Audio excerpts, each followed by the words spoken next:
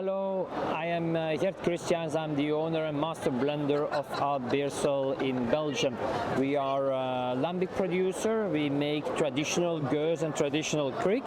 It's a unique style from Belgium in and around Brussels.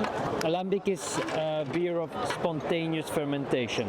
The beer gets cooled down in an open vessel after the boiling process, and it gets inoculated by the air from outside.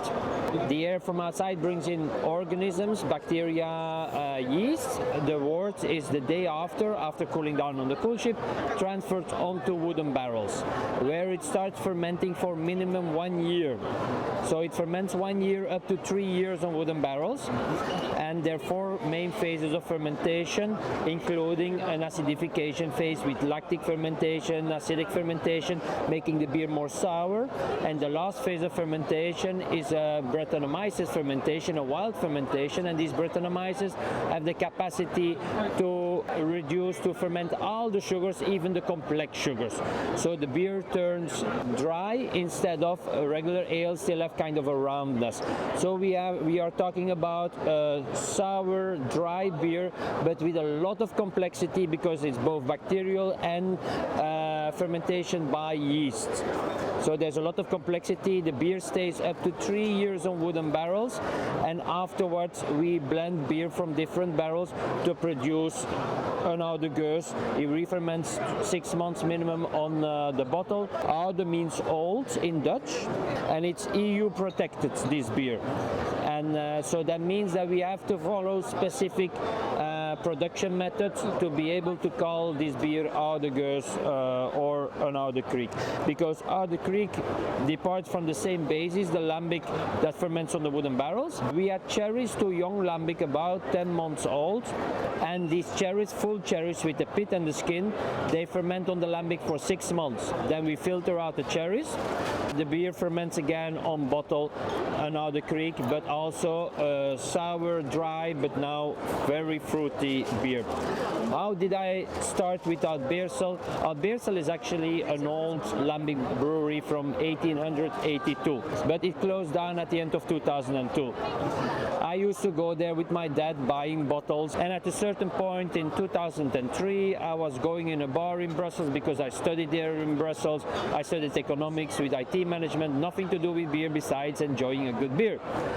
But then in a bar I ordered the Gueuze of Oud Beersel, and the owner told me that it were his last couple of bottles. Next time I would come, I wouldn't be able to drink that beer anymore because the brewery closed down. So it was kind of a shock for me because I used to go there, was my favorite beer.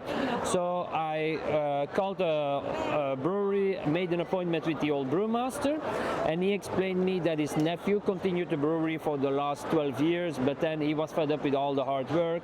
So I worked in telecommunications. I just planned on helping out in the evenings and after work during the weekends, but the old brewmaster was too old, so he was not going to start up the brewery anymore. So I started following brewing courses.